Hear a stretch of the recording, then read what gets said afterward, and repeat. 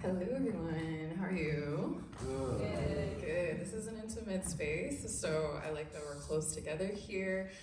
Thank you so much for coming. This is the Artist in Residence Program Showcase. My name is Rika. I am the program coordinator for our artist programs here.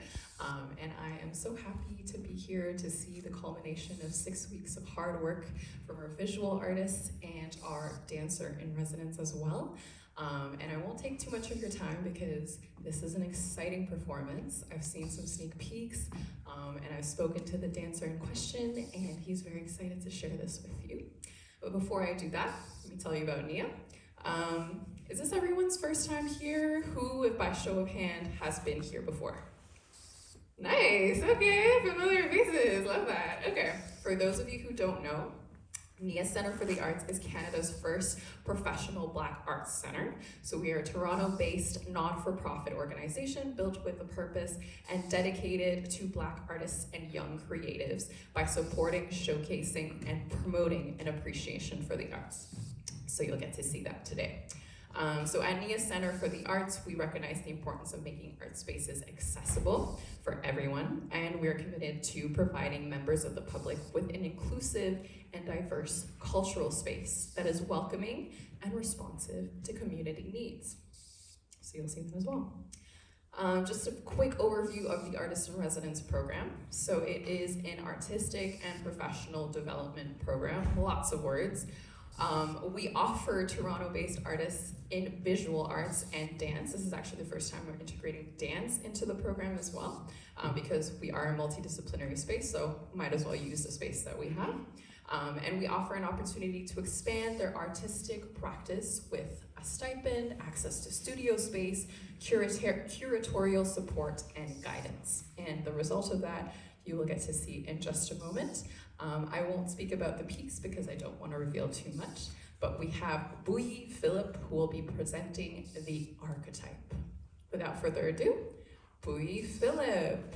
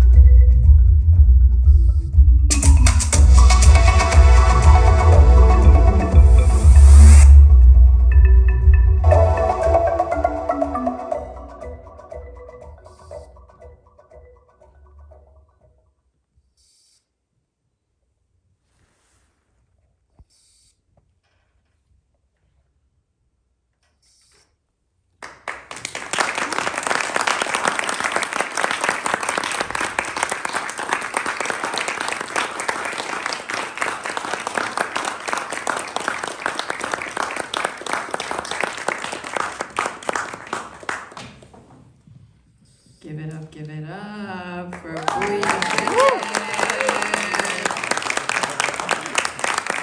Most of the time, look at the king that he is. Okay. This is our artist in residence dancer, Buyi Philip. Amazing work. So this piece is entitled, I'll let him catch his breath. I'll speak for a little bit. So this is his piece, The Archetype, which kind of explains the human evolution in 4 stages. So we have the mask, the mystery. The next stage is passion, and the following stage is love, so represented by the flower. And then the final one is the crown, which represents leadership. So these 4 stages of our self-discovery and evolution as human beings. To give you a rundown a little bit about Buyi himself, his bio. Buyi Philip is an electric force of movement, creativity, and soul based in Toronto, and originally from Kampala, Uganda. As you can see, force of nature. His artistic flame was lit early, dancing, designing, and directing performances that blended style, story, and spirit. Since arriving in Toronto, Buyi has expanded his artistry across fashion, costume design, acting, and film, bringing presence and power to every set and every stage he touches. I think his performance said a lot. And I'll let him speak a little bit about the piece, and then we can gather some questions if you have any.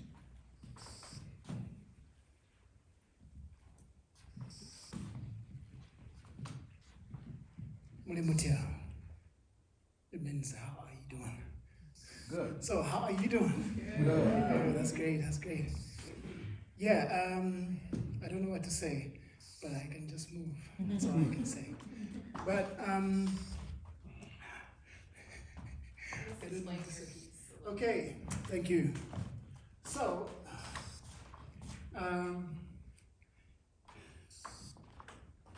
first of all, I feel really great to be performing because I really love dancing, and it makes me happy and at peace with myself. So, talking about the piece, Archetype. So I was at a festival called Soul Shine. It was a wellness festival, and we had a young men's meeting, and we were talking about the manhood. How do we transform from boys? How do we go about society, life, community? And so they talked about the archetype, yeah? So there's the women's archetype, there's the men's, it's pretty much. But basically, I was really inspired by the message that we had as young men. And I was like, yeah, I'm a performer, so let me think of something to do with my manhood, how I've been growing up from different places, from Africa to Europe to Canada, and present this in a dance form. And as humans or beings, we go through lots of stages when we're growing up, and some of those stages we find lots of traps. We find lots of difficulties, but at the same time we also find greatness. So I have this mask that is originally from Congo, but I bought it in Uganda. I really love collecting antiques, and I am a huge fan of the Japanese culture, and I use this as a never mind, but there's a lot to say, but I have to take it easy, But I used this sword to represent me, because I think in the Japanese culture and African culture, we have lots of things that I find we are so similar to each other. So I was like, let me use the Japanese tachi. It's called the tachi katana, which is the sword. It's a wooden sword, so I hope I didn't scare some of you. It's made of bamboo, so. And then I have have these flowers, yeah. So I'll talk about the flowers and that scene that you just saw. So that song that I played, it reminds me of my childhood and my trauma. And I used to have anxiety and depression for 2 years, and I began meditating, dancing more, and I healed. I'm still healing, and I got this sense. I got to trust myself and not to trust other people. So I always come first. So I use the flowers as a symbol of connection to oneself. Yeah, before you start loving the other. So first love yourself. Yeah. So I use the flowers for that, and coming to the crown, I got this from India, and it took a while to arrive. But with the crown, with all the stages that I've been going through as a young man, there are stages where you have rage, which this is why I was using the sword. But at the same time, it also protects you. You have this ego where you chase other people away because you want to protect yourself. You have a lot of anger, you have self-hate and all that. So with the crown and with all that you've been watching, because the piece, the movement and the sound speaks for itself. And I, of course, speak for that. But these old props and the movement that you just saw was about the stages of life we go through as humans, where we live in doubt, self-doubt, and all these things that happen to us. And we have a lot to learn from them, and just accept our shadows, accept what we are. And with that, we use that weakness and transform it into power, you know? But that power, no one gives it to you. So I use this crown as something that you have to take the power yourself. No one is going to give it to you. No one is going to say, hey, you want this? Okay, have it. So you have to use it yourself. You have to take it yourself. No one is going to be like, oh, this is for you. No, you got to take it. But to take it, you have to go through this wave, this vortex, this whatever you call it, to kind of surrender yourself and you know, be yourself. And with all that being said, thank you for coming.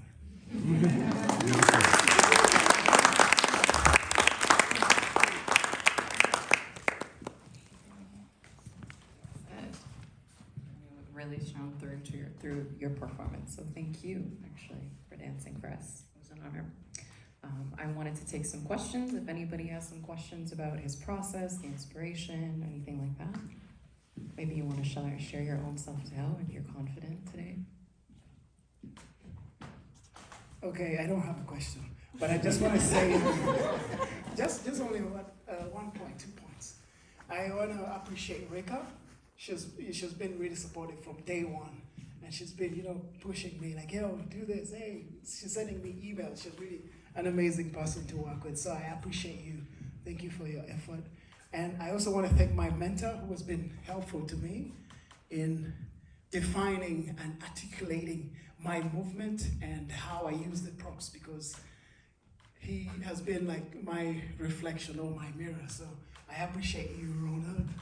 Thank you so much. Yeah, stay blessed. I appreciate you, and I look forward to working with you. And I also want to thank Nia Center for giving me the platform, because it's not easy to kind of have a space where you can create and perform in Toronto, because everything is pretty much expensive and there are lots of gatekeepers. So it's kind of pretty complicated unless you do lots of networking and lots of things.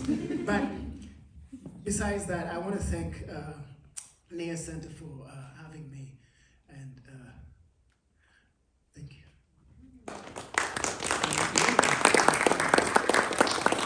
Question in the back. I'm going to pass the mic around. We're going to be DIY today. Thank you so much, Rika. First of all, very amazing performance. Like, it was very moving. Like the choice of the sounds, I felt connected to every single one. I noticed every single prop has a meaning to you. So I just wanted to ask about the bandana on the flowers. I noticed that, and I'd love if you could tell us about that.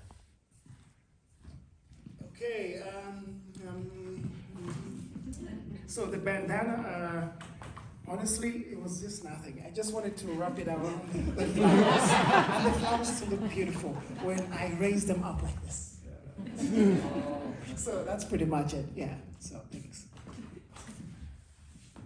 Question in the back. Gordon. I really was impressed with your performance, so thank you very much. My question is about the evolution of this whole experience for you. Did you know from the beginning that you wanted to use props? Like, was that is that how this concept for this piece was formed? Or as you were working through it, you decided that you were going to include the props? So as part of, I'm just kind of asking about your creative process with the use of them. Oh, thank you for the question.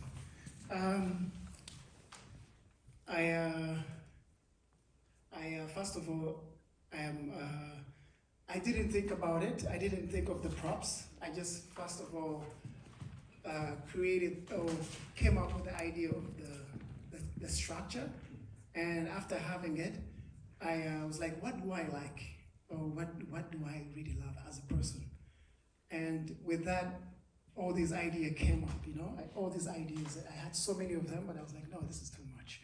And it's still pretty much a lot as well, like 4 props on stage. So it's it's a lot. But I am somebody who loves creating without any judgment. I just find myself, I'm a daydreamer. I love daydreaming. So I find myself having all these random ideas, and then all of a sudden I kind of strap out what I don't need and what I need. And it came up to this.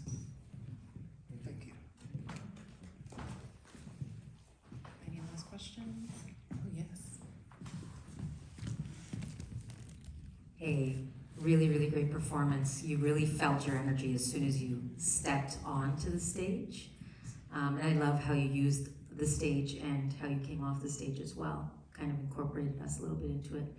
My question is, you moved through all the archetypes, and each of them had a very, very strong energy to them. I found the one with the flowers had a real softness to it. How do you, as a dancer and performer, move from each energy and find that process? Because they each have kind of their own section, but you're able to meld them together. So how do you move through that when you're working? Wow, that's a good question.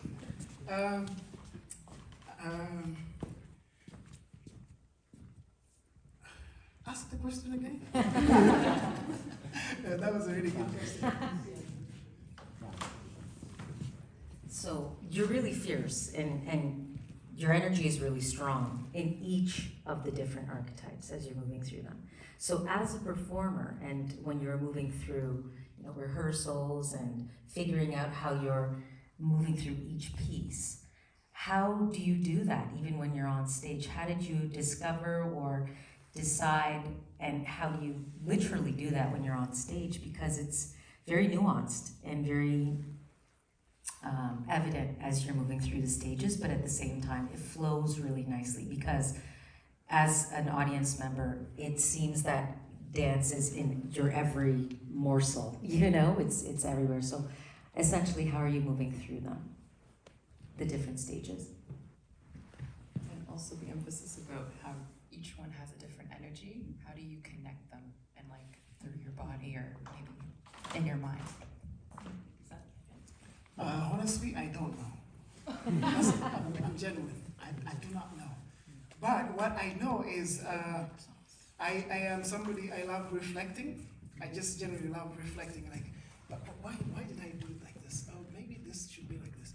And because I had my mentor right here, he has been really supportive to me by questioning, why are you doing that? Why do you need that? And I'm like, I don't know. And he's like, you gotta know. So when we go back to your question, and first of all, I enjoy taking classes or learning from other creatives out there. And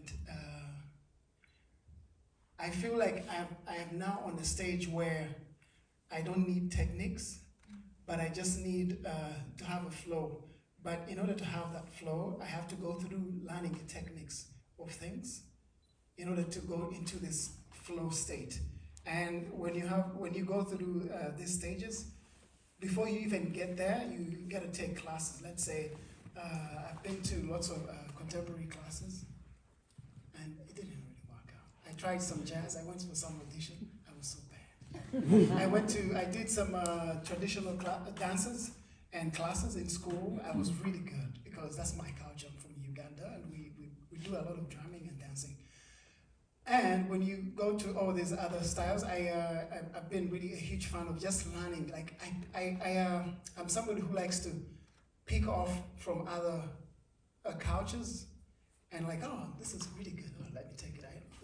So I learn from different things, and I put it all together, and then I do lots of practices, and sometimes I'm really bad, and yeah. So when you sorry, I just jumped a little bit. It's okay. So when you go to the stage of learning the techniques, that is going to classes, and then you leave that, and then drop all the techniques, and then be like a beginner. You start like you don't know anything, but in the midst of you not knowing anything, because you've taken away all these structures or definitions. Oh, this is this. In ballet, you have to do like this. So I pretty much drop that and just go, like, pick out what you feel speaks volumes when somebody watches it, or they're like, oh, this is really good. But if it's not good for me, I switch to another. But other than that, I always love to have somebody who's like my mirror, and I ask questions. Because actually I was asking her lots of questions today. And we had an issue with this. At first I wasn't really comfortable with this. I fell off, I got some wounds.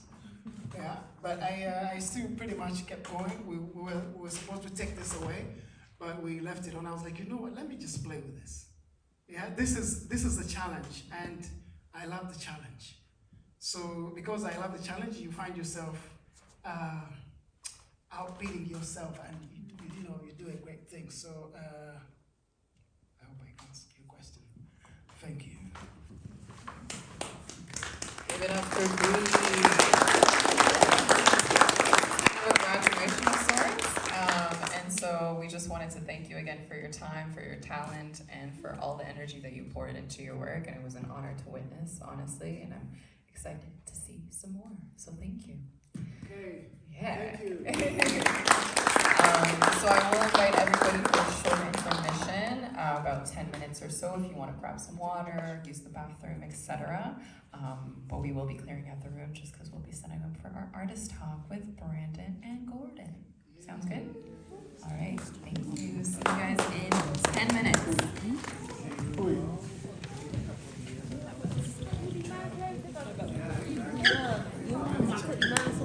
Take a picture.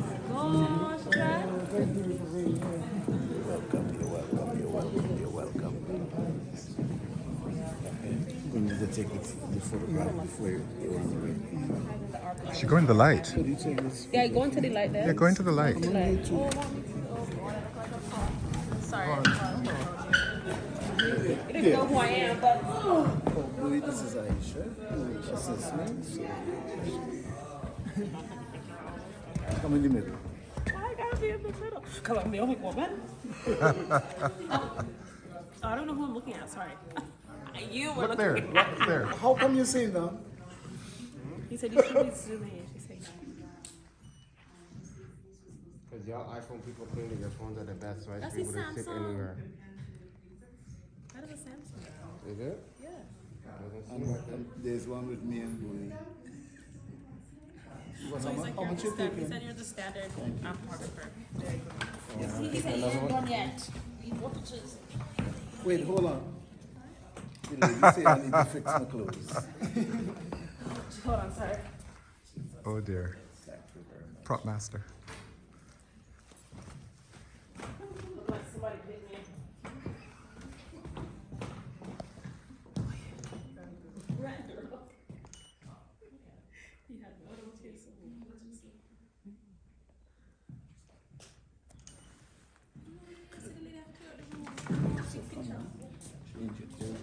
I'll take a picture. I know. That was great.